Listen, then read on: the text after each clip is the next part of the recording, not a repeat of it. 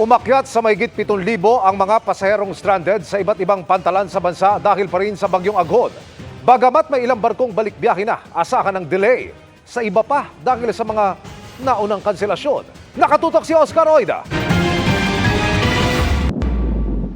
Natuldukan na kanina ang agam-agam at pananabik ng ilang stranded na pasahero sa Manila Northport Passenger Terminal. Lifted na kasi ang gale warning at pwede na ulit bumiyahe. Dahil nga po maganda na yung panahon ay tuloy-tuloy na po yung biyahe. Ayon sa Philippine Ports Authority, umabot sa mahigit 1,000 na pasahero ang stranded, bunsod ng mga nakanselang biyahe dahil sa bagyong Aghon.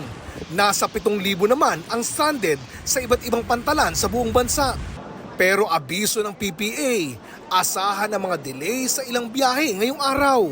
May domino effect ng mga biyahe na hindi natuloy dati. Yun naman po yung biyahe na itutuloy ngayong umaga at hanggang maubos po yan ngayong hapon at ngayong araw po.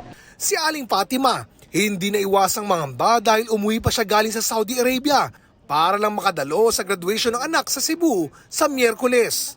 First honor siya para naman magkabanding kami kasi 5 years akong hindi umuwi eh. Kaso ganito, dilid-dilid, paano naman yun?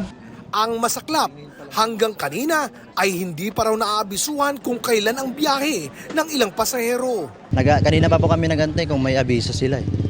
Kaso kung wala namang notice din kami sir eh, kundi magantay talaga kasi malalayo pa kami. Paalala ng PPA sa mga shipping company, maging maagap sa pagpapadala ng kanilang advisory. Nakarating sa mga pasahero ay on hold yung kanilang biyahe at delayed. When in fact, ito po ay kanselado na. No? So mas maganda po kung ang makarating sa mga kababayan natin, canceled na yung biyahe. Sila po yung inaabisuhan right away via SMS, via website, and also our Facebook page. So lagi po namin pinapaalala sa mga tao din, sa mga pasahero namin na to make sure na yung mobile number po nila na nakaregister sa amin ay updated.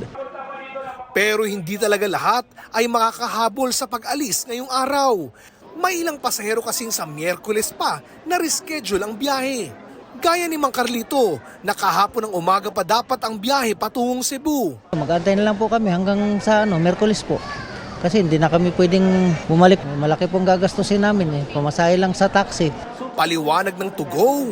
Unfortunately, yung ating barko for Cebu talaga is delayed. So, meaning po talaga the earliest they can leave is Wednesday. Para sa GMA Integrated News, Oscar Oida, nakatutok 24 oras.